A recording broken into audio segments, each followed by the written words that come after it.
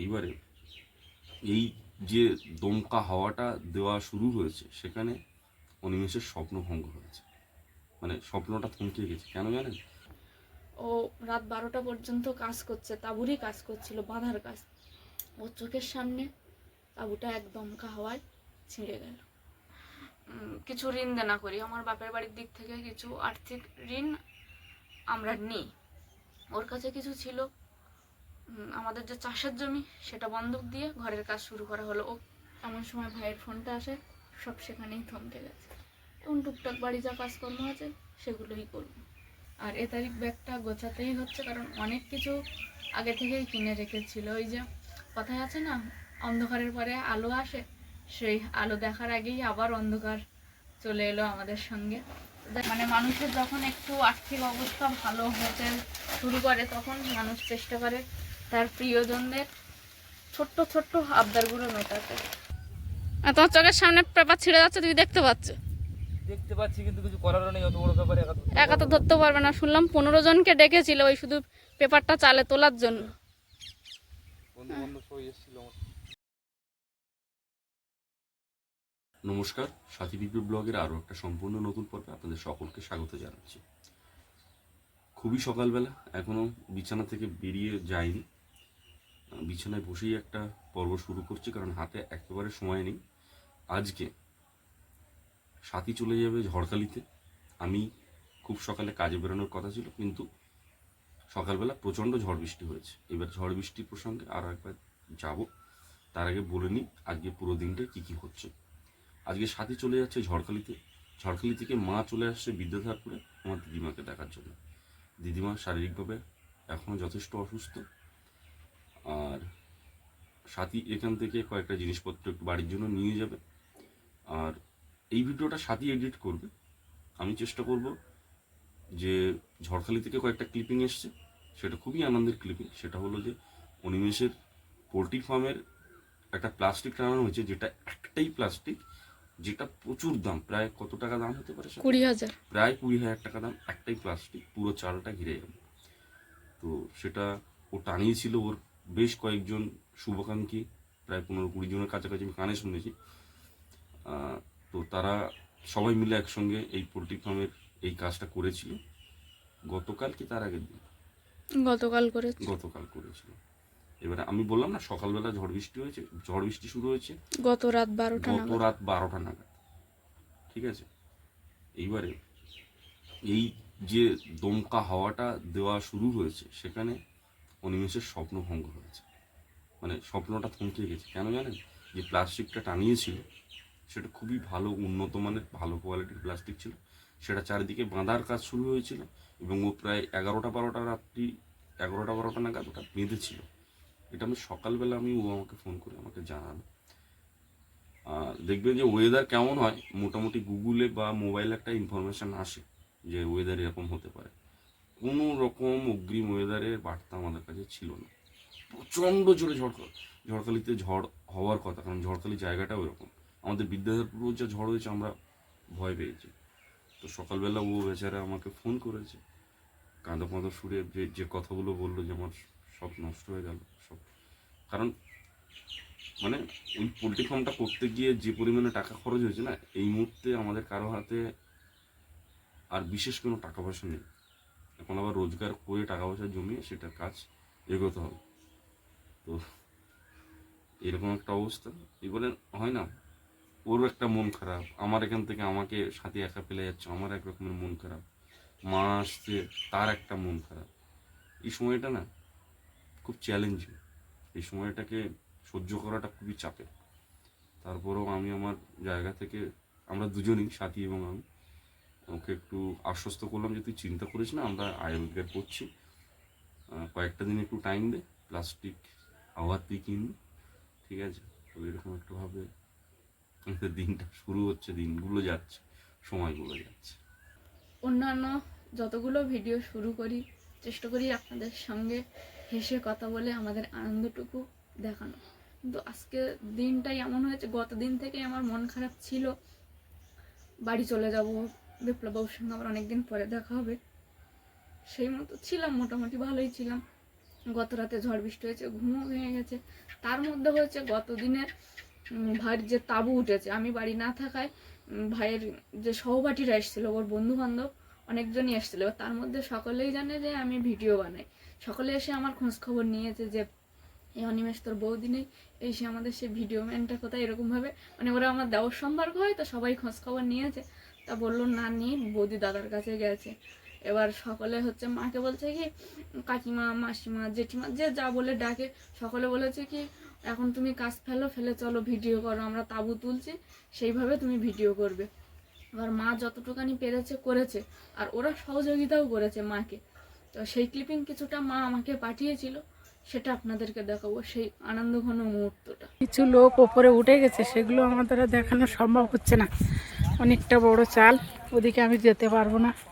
Of সাইডে দাঁড়িয়ে অল্প একটু দেখানোর চেষ্টা করছি।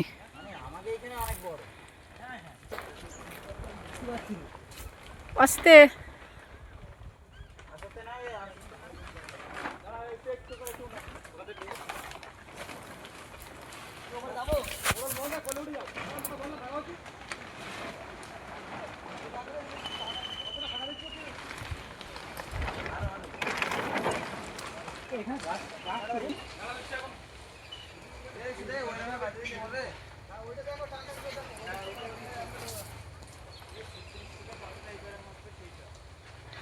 অনেক দূরে লোক বসে আছে, আমি ঠিক দেখাতে পারছি না আপনাদের।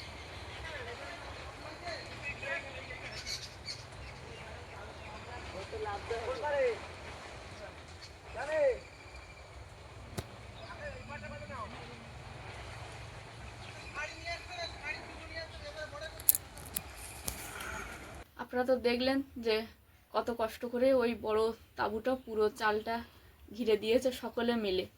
আর এর পেছনে তো অনিমেষের মেহনত প্রচুর, কারণ আমরা চাইলে এই ঘরটা অনেক দিন আগে কমপ্লিট হয়ে যেত, কিন্তু আমাদের পরিবেশ পরিস্থিতি সব দিকে খেয়াল রেখে আমরা ধীরে ধীরে জিনিসটাকে এগিয়ে নিয়ে চলছি।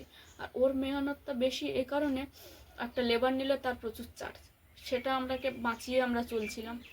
তো যাই হোক, আগের বারে যে ঝড় বৃষ্টির খবর পেয়েছিলাম, যার কারণে তাঁবুটা তোলা হয়নি। এবারে হঠাৎ মাত্র হয়ে গেছে, ও বুঝতে পারিনি। ও রাত 12টা পর্যন্ত কাজ করছে, তাঁবুরই কাজ করছিল, বাঁধার কাজ। ওর চোখের সামনে তাঁবুটা একদম হাওয়ায় ছিঁড়ে গেল।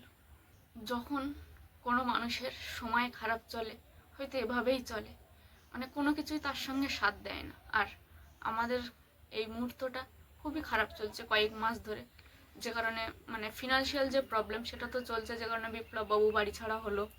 তারপরে ডিসিশন হয়েছিল অনিমেষও বাড়ি ছাড়া হবে। এবার আমি দুজন বয়স্ক মানুষকে নিয়ে পেরে উঠতাম না, কারণ আমি সেইভাবে আমার ভিডিওর মধ্যে দেখাই না আমার বাবা মা কতটা অসুস্থ, তবে ওরা মাঝে মাঝে এতটাই অসুস্থ হয়ে যায়, মানে কোনোটাই করতে পারে না, এমনকি জলটুকানিও তাদের মুখের কাছে এগিয়ে দিতে হয়। তো সেই মতো অবস্থায় আমি একা সামলাতে পারতাম না। তারপরে কিছু ঋণ দেনা করি, আমার বাপের বাড়ির দিক থেকে কিছু আর্থিক ঋণ আমরা নিই। ওর কাছে কিছু ছিল, আমাদের যে চাষের জমি সেটা বন্ধক দিয়ে ঘরের কাজ শুরু করা হলো, ওকে বাইরে যাওয়া থেকে আটকানো হলো। আমার বাপের বাড়ি থেকে দুজন ব্যক্তি সাহায্য করেছে, একজন আমার দিদি, সে চায় না তার নাম নেই, কোনো কিছু সে চায় না, তবু মানে তাকে উৎস রেখে বলতেই পারি, সে এইটুকানি পারমিশন সে দিয়েছে। আরেকজন হলো আমার বাবা, যে দুজন আমাকে সাহায্য করেছে এই সময়। এবার ওই যে সাহায্যের মধ্যে যে অর্থটা ছিল, সেটা দিয়েই মোটামুটি সংসার, বাবা মার অসুস্থতা, আমাদের খাওয়া দাওয়া সব কিছু মোটামুটি চলছিল কম বেশি। তারপরে একটু ঠিক হয়েছে, বিপ্লব বাবুর প্রথম যে কাজে আসায় ঠিক করে পেমেন্ট পাইনি, 2 মাস পুরো কলকাতার উপরে তাকে স্ট্রাগল করতে হয়েছে। তারপর একটা নতুন জায়গায় কাজে ঢুকলো, সেখান থেকে জাস্ট 1 মাস পেমেন্ট পেয়েছে, পরের মাসের পেমেন্ট এখনো হাতে পায়নি। তার মধ্যেই এই বিপদ, মানে আমরা আশার আলো দেখছিলাম যে হয়তো এবার জিনিসগুলো সব ঠিক হবে। মানে বিপ্লববাবু এই মাস থেকে বাড়িতে কিছু সাহায্য করছিল, টুকটাক বাবা আমার ওষুধপত্রটা 2-1 বার দিয়েছে, আবার 2-1 বার আমরা ওই টাকা থেকেই খরচ করেছি। তো এই মতো ছিল। শুধু মানে অনিমেষ যখন ফোন করে বলল তাঁবুটা ছিঁড়ে গেছে, তখন একটাই কথা মনে পড়লো, যে হয়তো মানুষের যখন সময় খারাপ যায়, সবাই হয়তো মানে পেছনে থাকে, যে ঠিক আছে এর যখন সময় খারাপ, তাহলে সময়টাকে আরও খারাপ করে। তেমনই প্রকৃতিও আমাদের সঙ্গে সাথ দেয়নি এবারে। কারণ এই তাঁবুটা অনেক দিন আগে তোলার কথা ছিল, অনেক দিন। তো ওই ঝড়ের খবর পেয়ে এখান থেকে 1 সপ্তাহ আগে যে ঝড়টা হয়েছিল ওটার জন্য ওয়েট করেছিল। তারপরে যেই তাঁবু যেদিন উঠেছে সেদিন রাতে পুরো তাঁবুটাই ছিঁড়ে গেছে, এতটাই ঝোড়ো হাওয়া হয়েছে। এমনও বলছে যদি তাঁবুটা না থাকতো হয়তো ওর যে ঘরের চালের যে ট্র্যাকচারটা বানানো হয়েছে হয়তো ওটা ভেঙে দুমড়ে মুচড়ে যেত। তো একরাশ মন খারাপ দিয়েই এই পর্বটা শুরু করলাম। এখান থেকে টুকটাক কিছু কাজবাজ করব, সেগুলো সবটা আপনাদেরকে দেখাবো। ঝড়খালি গিয়ে চেষ্টা করব তাঁবুটার পরিস্থিতি দেখানোর, কারণ অনেক উঁচু তো জানি না পারবো কি দেখাতে, তবুও চেষ্টা করব। আজ বিপ্লব বাবুর অনেক সকালে ডিউটি যাওয়ার কথা ছিল, তো সেই সময় এক ফসলা বৃষ্টি হয়ে যাওয়ায় SMS করলো যে বেলায় সে ডিউটিতে যাবে। তো সেই মতো উঠলাম, উঠে সেও সাইকেলটা খুলছিল, বাড়ির জন্য একটু মাছ টাছ পাঠাবে বলে। এমন সময় ভাইয়ের ফোনটা আসে, সব সেখানেই থমকে গেছে। এখন টুকটাক বাড়ি যা কাজকর্ম আছে সেগুলোই করব।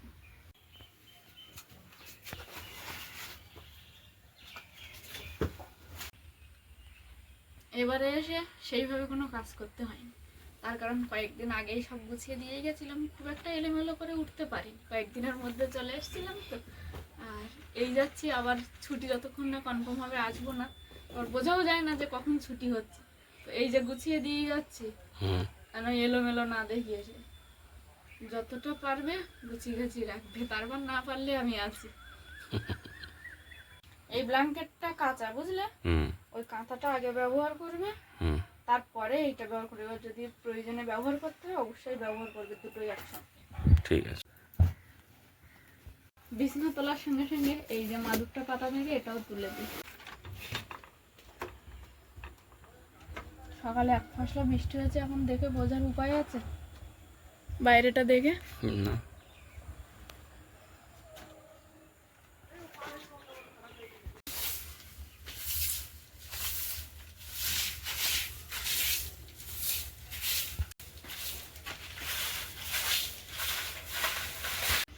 গত রাতে একটু ভাত ছিল, যেটা আমি এই সকালে খেয়ে বেরিয়ে যাব সেই রকমই পরিকল্পনা ছিল। তো এখন দেখছি যা ভাত আছে দুজনের হয়ে যাবে। আমি যেহেতু রাস্তাঘাটে বেরোবো আর মন মতোও খুব একটা ভালো নেই, তাই বেশি কিছু ঝামেলা না করে একটা উচ্ছে আর দুটো আলু একটু সেদ্ধ বসিয়ে দেবো প্রেশারে।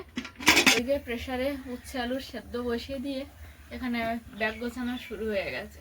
আর এ তারিখ ব্যাগটা গোছাতেই হচ্ছে, কারণ অনেক কিছু আগে থেকেই কিনে রেখেছিল। ওই যে কথায় আছে না, অন্ধকারের পরে আলো আসে, সেই আলো দেখার আগেই আবার অন্ধকার চলে এলো আমাদের সঙ্গে। যাই হোক, একটু একটু আলোর আশায়, মানে ভোরের যে আবছা আলো, সেই আশায় আমার একটা ক্যালেন্ডার লাগবে বলে গেছিলাম। তো এই যে একটা ছোট্ট ক্যালেন্ডার কিনে দিয়েছে আমার জন্য।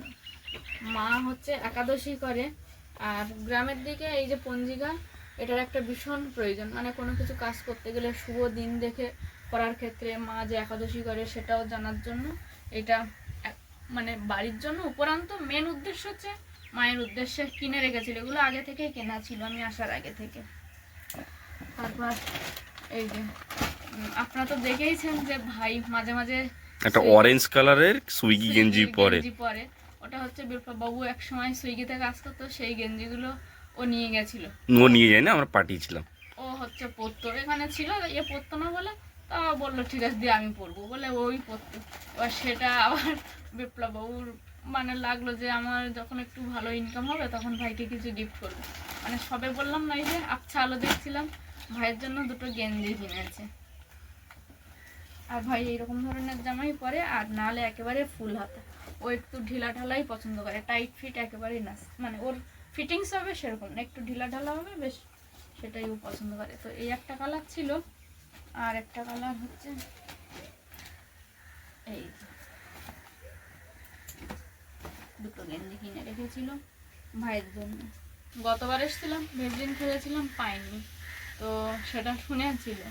এটাও আগে থেকে কিনে রেখেছিল, বড় ফাইলটা পাইনি, এই ছোট পেয়েছে, এই একটাই কিনে রেখেছে। কারণ আমার এই যে হাত ফাটা শীতকাল থেকে এখনো পর্যন্ত ঠিক হয়নি, আর মা তো আমার থেকে আরও খারাপ অবস্থা হাতে।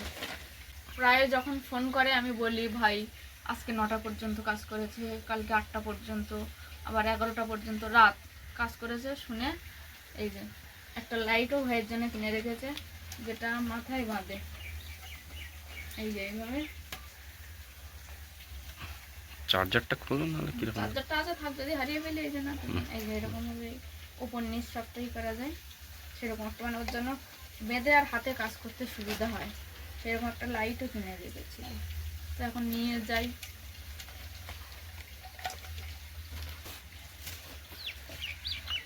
এটা প্যাকেট করে নিয়েছি, একটা এঁচড় কেনা হয়েছিল, এঁচড় চিংড়ি খাবো বলে, শেয়ার হয়নি। পরিস্থিতি এমন যে ভালো কিছু আর খেতে ইচ্ছা করলো না এবারে। তো এখন এখানে থাকলে তো নষ্ট হয়ে যাবে, তাই আমি একবারে প্যাক করে নিয়েছি, ওই বাড়িতে নিয়ে চলে যাব।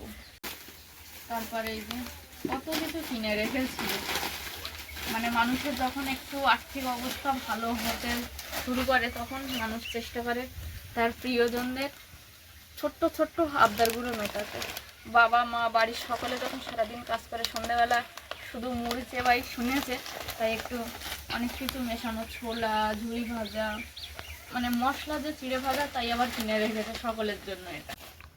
আর মেনলি ওর একদিনের ছুটি ছিল, সেটা মানে ঈদের টাইমে ও ডবল ডিউটি করেছিল, ডবল শিফটের পেমেন্টও পেতো বা পাবে এখনও। তো সেখান থেকে একটা পেমেন্ট কাটিয়ে ও 2 দিনের ছুটি নিয়েছে। আর আমার ওই একটা দিনের ছুটিতে যে কারণে আসা, সেটা হলো এই কালো প্লাস্টিকটার মধ্যে যা কিছু আছে সবটার জন্য। এই যে বাবা মার ওষুধ, এই বাবার ওষুধ এবার একটা নিয়ে যেতে হচ্ছে, আর এটা হচ্ছে সবটাই মার জন্য। এগুলো যা কিছু আছে এখানে অনেক রকমের ওষুধ আছে। আর আমারও শরীরটা খুব একটা ভালো নয়, শরীর দুর্বল, একটু মাথা ঘোরাচ্ছে, ঠিক কোনো কাজে এনার্জি পাচ্ছিলাম না। তো ওখানে একবার প্রেশার চেক করালাম, দেখলাম প্রেশারটা একটু কম আছে। ফের এখানে যখন বাবা আমার ওষুধ নিতে যাই তখন বিপ্লববাবু জোর করেই বললো এই প্রেশার চেক করাও বলে, চেক করিয়ে দেখলো যে প্রেশারটা কম। তাই আবার এই যে আমার জন্য ওষুধ নিয়েছি এবারে, বাবা মার সঙ্গে আমার। আপনারা প্রতিবারই দেখেন যে কলকাতা থেকে যে জিনিসগুলো নিয়ে যাই সেগুলো ঝড়খালি বসে দেখাই, মানে ঝড়খালি বাড়িতে। এবারে একটু বিপরীত হলো, ওই যে মানে মনটাও ঠিক নেই, আবার ভাবছি আমি জার্নি করে গিয়ে পারবো কিনা, মাও বাড়ি থাকছে না। তাই আজকে যাবতীয় যা কিছু নিয়ে গিয়ে ওদেরকে সবার হাতে হাতে দিয়ে দেবো, কিন্তু বিদ্যাধরপুর বাড়ি বসে দেখালাম। আর এরপরে হচ্ছে আমাদের দুজনের এখন সব থেকে ইমিডিয়েট যে কাজ, সেটা হচ্ছে স্নান করে রেডি হওয়া। দুজন স্নান সেরে নিয়েছি, আমি ঠাকুর পূজা দিয়ে নিয়েছি, এখন জামা কাপড়গুলো ধুতে বাকি আছে। আর বিপ্লববাবু ওদিকে ডিউটি বেরোনোর জন্য রেডি হয়ে গেছে, খেয়েও নিচ্ছে। ভালো লেগেছে? প্রচুর ব্যস্ত, এবার বেরিয়ে যাচ্ছি। আর আপনারা ততক্ষণে ভালো থাকবেন আর সাথীর সঙ্গে থাকবেন। সাথী এলাম। হ্যাঁ, সাবধানে এসো।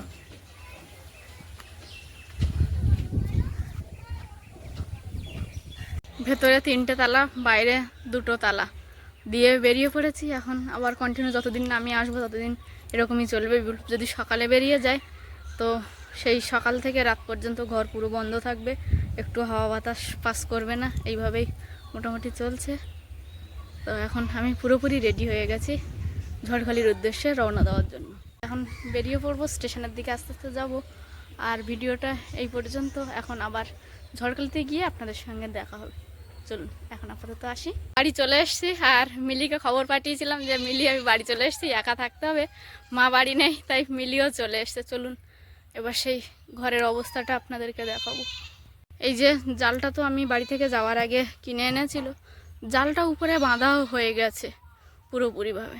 আর এই সেই তাঁবু, প্রায় 20,000 টাকার কাছে দাম, যেটা পুরোপুরি ফেটে ঘরের চাল থেকে নিচেই পড়ে আছে। দেখুন এ মাথা ও মাথা।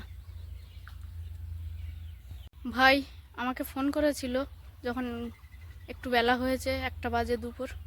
তো আমি বললাম একটু লেট হবে, ওরা খেয়ে দিয়ে রেস্টে গেছে, ওরা উঠলে আপনাদের সঙ্গে অবশ্যই কথা বলা হবে। ভাইকে জিজ্ঞাসা করবো, সে তো চাক্ষুষ দেখেছে জিনিসটা। এই সকালে তো ফোন করেছিলে, শুনলাম, বাড়ি এসে দেখলাম ওইদিকে পড়ে আছে জিনিসটা। আর এই জালগুলো এখন খুলে দিচ্ছ কেন? এই জালগুলো ফেরত দিয়ে একটু মোটা জাল আনতে হবে। ও, ঝড়ের যে প্রভাব জালের টেকসই হবে। তুমি তো এরকম দুপুরে তুলেছো, আর রাতেই মনে হয় ঝড় হয়েছে না? হ্যাঁ, কোনো খবর না, কিছুই না, দুপুরে তুলেছি হঠাৎ হওয়া, 15 মিনিট 20 মিনিট হয়েছে। সেই 15-20 মিনিটেই তুমি বলছিলে তুমি এখানে এর ভেতরে কাজ করছিলে সেই ঝড় অবস্থায়? হ্যাঁ, রাত 12টার সময় তো ভিতরে কাজই করছিলাম। কাজ করতে করতে হঠাৎ একটা দমকা হাওয়া আসে। আর তোমার চোখের সামনে পেপার ছিঁড়ে যাচ্ছে, তুমি দেখতে পাচ্ছ? দেখতে পাচ্ছি, কিন্তু কিছু করারও নেই। অত বড় ব্যাপারে একা তো ধরতে পারবে না। শুনলাম 15 জনকে ডেকেছিল ওই শুধু পেপারটা চালে তোলার জন্য। বন্ধু বান্ধব সবাই এসেছিল আমার। তা এখন কি ভাবছে এবার ওই পেপারটা, ছেঁড়া পেপার, ওটা কি ব্যবহার করা যাবে? এখন মনে হচ্ছে একটা পলিথিন কিনতে হবে, তো ভালো বেশ মোটামুটি ড্যামেজ হয়েছে, ছিঁড়ে গুঁড়ে বেশ একাকারে রেখেছে। কি করা যায় এখন দেখি, হয়তো ভগবানই এইরকম, বুঝলে? বুঝতেও পারছি না। যখন সময় খারাপ যায় সব দিক থেকেই খারাপ চলে। দেখি এখন পেপারটা কি অবস্থা। তাহলে এই জাল ফিরিয়ে দিয়ে এর উপর জাল দিয়ে, তার উপর তো ওই তাঁবুটা দেওয়া ছিল না? হ্যাঁ, জালের ওই উপরে যে এটা আছে না বড় তাঁবুটা, ওর উপরে জালটা দেওয়া ছিল, কিন্তু জাল বাঁধা ছিল না। কালকে গরমের জন্য পলিথিনের উপরে দাঁড়ানো যাচ্ছিল না, বাঁধা হয়নি। ভোর থেকে বাঁধবো, রেডি করবো বলে সে আর সেইটুকু সময় পেয়ে গেল।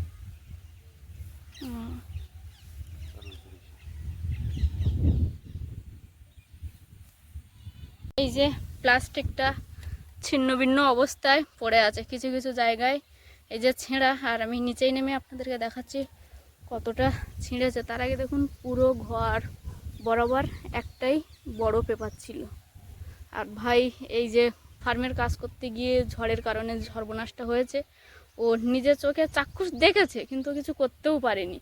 কারণ ও একা কি করে এত বড় জিনিসটাকে সামলাবে? যে জিনিসটাকে চালে তোলার জন্য 15 জনকে ডাকতে হয়েছিল, সেই জিনিসটাকে সামলানোর জন্য তো ও একা যথেষ্ট নয়।